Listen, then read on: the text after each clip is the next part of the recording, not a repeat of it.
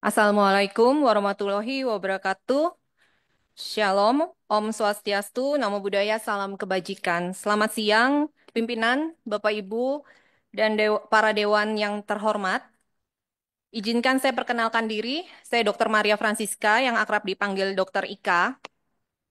Terima kasih untuk kesempatan yang diberikan kepada saya untuk mendengar dan memaparkan pengalaman saya sebagai dokter, di mana saya concern sekali mengedukasi melalui media sosial di mana pembahasannya lebih ke bahayanya krim bermerkuri dan penyalahgunaan obat keras, serta perawatan kulit yang benar. Kalau dilihat permasalahan kosmetik skincare di Indonesia saat ini, tidak bisa dianggap remeh atau hanya masalah cocok nggak cocok dengan penggunaan skincare, tapi ini lebih kepada eh, kerusakan kulit, ke organ tubuh bahkan sampai ke kematian. Dan selama saya mengedukasi dari tahun 2020 awal, itu saya mulai dengan krim-krim yang ilegal, di mana krim-krim ini saya em, lebih mudah untuk mengedukasi karena jelas nggak ada nomor izin BPOM.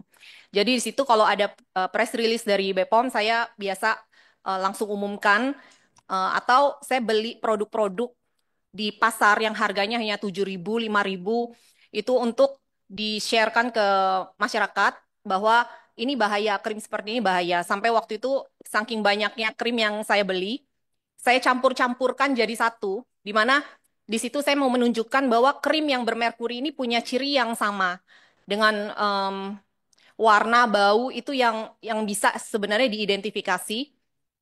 Nah, ini sangat mudah ya. Tetapi edukasi yang saya lakukan juga nggak bisa mencapai ke banyak orang juga. Jadi makanya terus-menerus untuk mengedukasi masyarakat sambil berjalan dan ditemukan juga banyak etiket biru abal-abal di mana ini krim racikan yang berisi obat-obatan hidroquinon, retinoid acid, golongan obat steroid yang dijual bebas yang di dalam kemasan polosan, mungkin yang seperti Doktif sharekan yang ini salah satu contoh saja, tapi seperti ini banyak sekali dengan berbagai um, warna pot atau kemasan.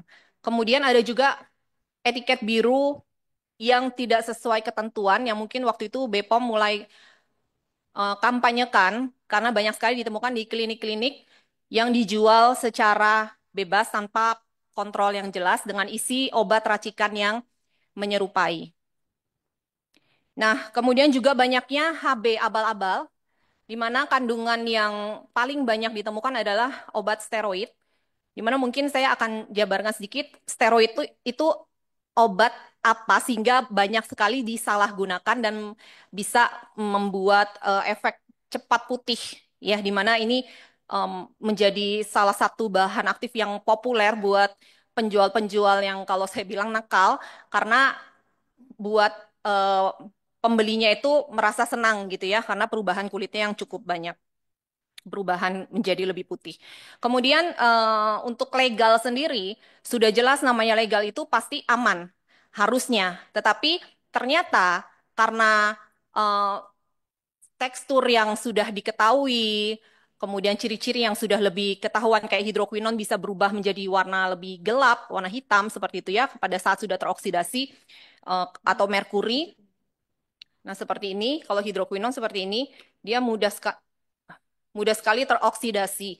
Sehingga kalau krim yang berwarna didiamkan terlalu lama dan berubah menjadi warna coklat tua sampai kehitaman, itu diduga keras mengandung kandungan hidroquinon yang seharusnya obat-obatan ini harus dengan indikasi resep dokter sesuai dengan indikasi pasien dan tidak boleh digunakan jangka panjang yang terus-menerus. Nah, untuk legal sendiri, ini produk yang sudah BPOM. Jadi penjual nakal ini mulai berinovasi juga, di mana mereka produknya sudah di kayak maklun ya ke pabrik, tetapi mereka menyalahgunakan nomor notifikasi BPOM di mana di dalamnya tetap berisi merkuri, ada yang merkuri dicampur steroid, ada yang campuran obat keras seperti hidroquinon retinoid acid dan steroid, jadi beragam, atau ditambah lagi antibiotik seperti itu, di kemasan yang sudah ada izin edar BPOM-nya. Nah ini kalau saya bisa, dari mana taunya dok? Ini kelihatan sekali dari press release BPOM, setiap tahun, bahkan setahun sekarang lebih banyak ya, itu banyak yang dicabut izin edar BPOM-nya karena diketahui mengandung bahan berbahaya. Dan dalam proses untuk merilis itu sudah banyak jatuh korban. Dan dari pengalaman saya sendiri untuk BPOM oplosan ini, itu saya sempat juga diajak ke Lampung, di mana di situ dikumpulkan banyak korban. Mereka menggunakan krim yang sudah ada izin edar BPOM, ternyata kandungannya ada merkurinya. Itu di bulan Agustus dan baru di press release di akhir tahun. Jadi selama itu banyak sekali korban yang sudah mengalami kerusakan-kerusakan kulit. Nah, kemudian ada juga yang sekarang overclaim yang mungkin sekarang diangkat oleh Doktif, yang menurut saya yang legal inilah yang membuat keributan saat ini. Jadi mereka pelaku usaha merasa sudah legal, tetapi kok kayak macam diacak-acak atau mau dijatuhkan segala macam gitu. Nah, itu yang saya alami selama mau mengedukasi kesulitan untuk membuktikan bahwa BPOM yang oplosan terutama itu sudah ada korbannya, tapi kita harus buktikannya dengan melalui uji lab. Nah, uji lab mandiri sengaja saya tidak melakukan karena beresiko. Itu menyerang pribadi. Jadi saya nggak siap, maka saya hanya memberikan ciri-ciri dan bagaimana perawatan kulit yang benar. Seperti itu. Slide selanjutnya. Nah, di sini ada beberapa contoh seperti krim racikan HTMH. Ini isinya jelas, H-nya itu hidroquinon, T-nya tretinoin, M-nya mometasone, itu salah satu obat golongan steroid, ya, dan Haiko itu tambahan saja. Nah, di sini BPOM rilis urutan ketiga krim racikan yang diperjualbelikan secara bebas. Jadi banyak sekali link penjualannya. Dan di slide berikutnya, itu ada saya lihat di marketplace masih dijual sampai sekarang. Ya, ini saya ambil kemarin. Ini lebih banyak lagi, ini hanya sebagian saja dengan harga-harga yang memang murah sekali. Dan ini untuk kalau orang pakai itu bisa membuat flek pudar bahkan hilang, kulitnya jadi lebih terang. Jadi ini masih marak sekali di marketplace dan padahal dari BPOM sendiri sudah sering merilisnya bahwa ini ada kandungan berbahayanya. Kemudian yang berikutnya, krim yang ada kandungan merkuri. Tapi ini kenapa saya agak senyum karena produk ini sampai ada julukannya si kuning ya. Sudah setiap tahun itu ada rilis BPOM yang dulu-dulu legal tidak ada nomor izin BPOM di mana kandungannya merkuri dan sekarang mulai ada krimnya yang BPOM. Ternyata kena lagi ciduk berisi kandungan hidroquinon.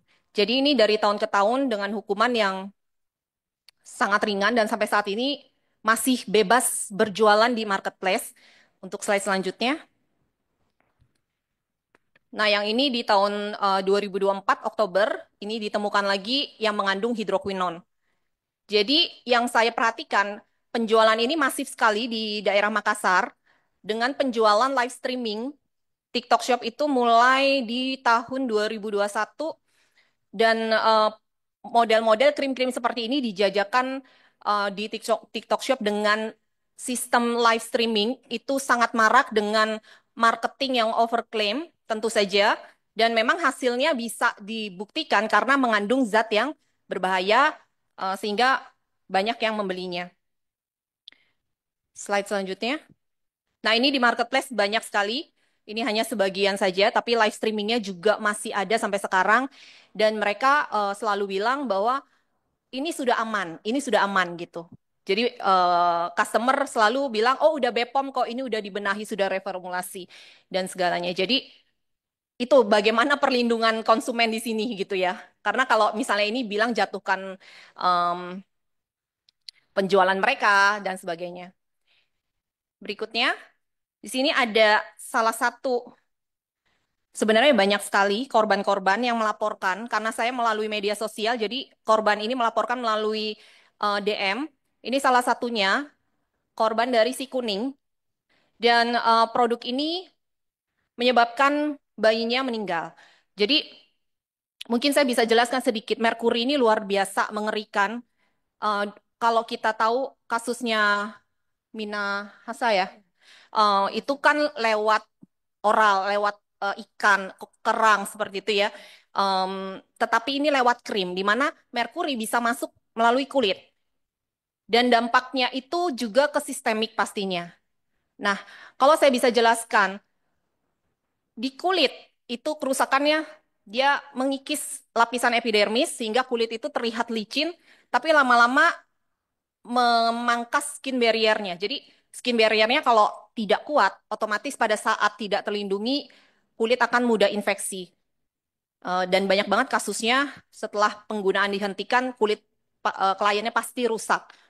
Dan ke sistemik itu merusak organ vital, yang di mana merkuri itu bisa terakumulasi dan sulit diekskresikan, sehingga beban berat buat ginjal sendiri yang bisa berefek ke gagal ginjal, kemudian bermutasi untuk gennya yang menyebabkan resiko kanker kulit akan meningkat. Dan yang paling sering dirasakan adalah di sistem saraf pusat, di mana orang yang menggunakan krim merkuri itu sering merasakan sakit kepala, gangguan pendengaran, gangguan penglihatan, gangguan koordinasi, tremor, em, bahkan jadi pelupa ya, insomnia. Nah, itu mungkin bagi penggunanya dirasa itu penyakit biasa atau hal-hal yang biasa mereka ya udah ini ya udah saya sakit gitu ya. Padahal bisa terjadi karena penggunaan si merkuri ini. Dan yang paling menyakitkan lagi adalah masalah reproduksi. Ini juga bisa menyebabkan kemandulan.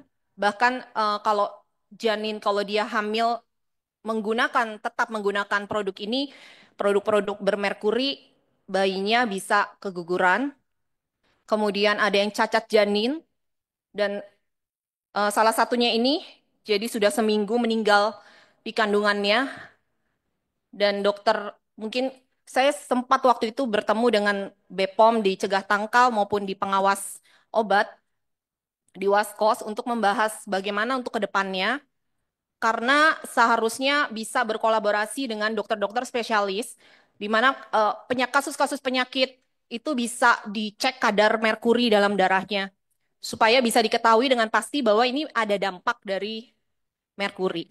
Karena selama ini penyakit-penyakit yang disertakan itu bisa jadi ya bukan karena merkuri gitu. Jadi kayak nggak ada bukti pastinya, sehingga penindakan terhadap pelaku-pelaku ini dirasa ya udahlah, cuman sakit, cuma kulitnya aja nanti juga sembuh gitu. Nah, seperti itu. Kemudian untuk selanjutnya, ini ada beberapa korban-korban yang saya rangkum ya. Ada kasus penggunaan etiket biru ilegal selama 10 tahun penggunaan, dan ini pasien kasihan sekali. Jadi dia bingung pakai, pada saat lepas berantakan kulitnya. Kemudian dia cari lagi krim, pakai lagi krim yang sama, rusak lagi pada saat dihentikan, jadi pindah-pindah-pindah dan nggak kerasa udah 10 tahun, akhirnya jadi infeksi seperti ini. Dan ini kasus acne steroid yang cukup parah, karena hampir satu wajah ini hidungnya aja nggak ke foto ya, di hidungnya itu sampai bintil-bintil semua, dan itu butuh waktu sekitar 3 bulanan, 3 sampai 4 bulan. Kemudian ini kasus merkuri dan penyalahgunaan hidrokuinon, yang kasus okronosis yang banyak sekali ternyata didapatkan pada ibu-ibu. Ya, mungkin anak-anak muda masih pada umur-umur 17, 20 tahun, itu kulitnya sudah banyak berflek. Nah, kalau ini kasus okronosis di mana ada kelainan pigmentasi yang permanen. Ini sulit sekali untuk ditangani, bahkan ya sudah terima aja gitu ya. Paling kita bisa menanganinya, membuat kulitnya lebih baik atau membuat kulitnya lebih sehat lagi. Dan ini banyak banget pada orang-orang yang targetnya penjual-penjual ini di menengah bawah. Selanjutnya, Cukup, Bu. nah ini kasus di Nabire, Papua. Seorang ibu Di mana menggunakan krim racikan yang tidak terkontrol selama 10 tahun, tetapi dia sempat juga menggunakan setelah krim racikan, kemudian dia menggunakan krim-krim kayak Zam-Zam, Tabita, Glow, Maxi, yang di mana yang saya sebutkan ini, itulah krim-krim yang sudah dirilis oleh BPOM mengandung zat berbahaya. Dan ibu ini awalnya kulitnya hanya flek biasa, ditangani, kemudian lepas, kemudian pakai krim lagi. Nah, flek terus-menerus muncul, hilang timbul hingga terjadi okronosis dan lebih parahnya sampai saat ini yang sebelah gambar sebelah kanan. Oke, selanjutnya lagi.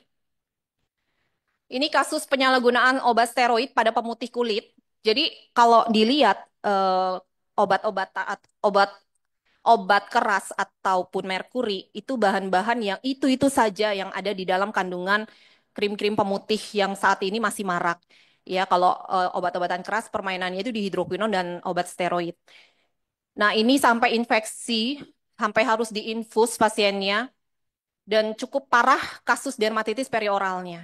Jadi untuk nyembuhin ini butuh waktu banget. Dan ini seperti kalau saya suka bilang tuh kayak narkoba. Jadi kayak ada sakaunya. Saat nggak dipakai dia terjadi seperti ini. Tapi waktu digunakan lagi obat steroidnya dia sembuh. Tapi kulitnya akan makin tipis, urat-urat merah makin terlihat, kemudian lebih sensitif kulitnya, mulai timbul bulu-bulu halus dan kulit pasien itu tidak akan terlihat baik gitu. Kelihatan kayak kemerahan dan sensitif sekali. Slide. Nah, ini yang kasus merkuri terjadi peradangan karena ingat tadi skin barrier-nya sangat rapuh karena ada pengikisan korosif dari kerjanya merkuri sendiri. Jadi mudah sekali terjadi infeksi kulit dan peradangan seperti ini. Slide. Nah, ini kasus yang cukup parah sekali. Korban dari krim oplosan yang sampai saat ini mirisnya masih live dan saya nggak tahu ya dok membawa nama doktif di situ. Katanya sudah aman. Tapi ini Kalau korban mohon dari izin, krim Dokter tersebut. Ika, kalau di sini Ya. sekalian sebutkan nama nggak apa-apa kok. Mau disebutkan namanya aja. Oh nggak apa-apa ya. Boleh, sebutkan aja nama biar masyarakat jadi nggak tertipu terus-menerus. Ini krim dari Giglo. Itu salah Giglo. satu, bukan cuma salah satu ya. Ada ratusan korbannya dari Iya, brand Giglo sudah datang ke klinik adoptif. iya, J-Glow. Indonesia, lokal. Giglo ini kalau nggak salah dia posisinya di Bandung. Nah, ini sangat parah padahal nih dia seorang apa ya, influencer kayak model gitu cantik banget. Tapi harus menanggung seperti ini dan akhirnya dia nggak harus stop dari pekerjaannya. Oke, slide. Nah, ini tantangan yang saya hadapi. Itu gambar ular bukan nyindir seseorang sebenarnya. Ular itu sempat saya waktu membahas tentang si kuning itu di rumah saya ada ular. Jadi di mana di lokasi rumah itu Oh, seharusnya ini nggak akan bisa perlu masuk. diperjelas ini ular beneran ya, bener-bener berbentuk fisik ular ya. Benar, Oke, benar. makasih. Jadi ada serangan goib, ya. Jadi itu karena di area rumah itu perumahan nggak ada ular, pintu saya tertutup rapat, tiba-tiba di jam 10 malam tuh ada ular masuk gitu. Jadi dan saat itu saya sedang diserang oleh buzzernya dari si kuning. Waktu itu lagi bahas dan yaitu tantangan edukator yang menyatakan kebenaran udah pasti head speech-nya banyak banget. Dok, maaf, Somasi ini si kuning asalnya dari mana? Tolong diperjelas. di Makassar. Makassar ya. Memang pusatnya itu rata-rata di Iya. Makassar. Dan saat ini Doktif yang lagi agak gencar itu di Jawa Timur. Banyak brand-brand seperti KF Skin, LC. Ya, itu brand-brand yang positif secara lab hasilnya memang positif merkuri gitu. Jadi ada labnya dan memang sudah diumumkan juga oleh Badan POM, tapi informasi ke masyarakatnya ini kurang. Kurang, betul. Gitu, makasih. Ibu Iya. Maimuna nanti aja Ibu bicara ya, biar aja lanjutin ya. Nanti aja Ibu. Oke. Oke, kemudian somasi itu pernah saya alami di akhir tahun 2021 oleh pemilik pabrik terbesar yang sekarang kena kasus. Em, saat itu saya membahas tentang penyalahgunaan etiket biru. Dan waktu itu saya tutupin semua tetapi karena customernya mengenal produknya tersebut, eh, tiba-tiba saya langsung dihubungi oleh pengacaranya dan disomasi dan saya sempat keluar uang lumayan. Padahal harusnya kalau saya diam, saya nggak perlu menghadapi ini gitu. Maksudnya kalau nggak nanggepi, karena harusnya ini nggak masuk ke dalam nggak kuat untuk laporan seperti itu. Karena waktu itu tujuan saya edukasi betul-betul akibat dari penggunaan krim-krim ini karena sudah banyak sekali itu waktu itu krimnya namanya Marwah. Ya. Nah, lalu penggiringan opini dan yang terakhir yang saya rasakan adalah untuk slide selanjutnya adalah di fitnah terkait dengan isu pemerasan kemarin. Nah, jadi ini tantangannya, tapi ya emang harus kuat. Kenapa? Karena saya merasa masyarakat harus pintar. Masyarakat pintar baru bisa memberikan dampak di mana penjual nakal akan pelan-pelan nggak laku lagi produknya. Tapi untuk proses ke sana, edukasi nggak bisa berhenti. Gitu. Jadi di sini saya mohon buat bantuan para wakil untuk bagaimana caranya melindungi karena inovasi dari penjual nakal ini luar biasa banget. Mereka bisa memutarbalikkan fakta dan korbannya lagi-lagi ke masyarakat. Dan ini nggak cuma hal-hal kecil ya, sampai mungkin nanti kita bisa menelusuri kasus-kasus autis, anak-anak banyak kasus autis meningkat itu juga bisa dari perannya merkuri, karena merkuri juga masuk ke dalam air susu ibu, ke ASI, dan lewat janin, di mana banyak juga anak cacat janin atau eh, cacat mental juga ya, dari penggunaan merkuri pada si ibu. Demikian dari saya, terima kasih.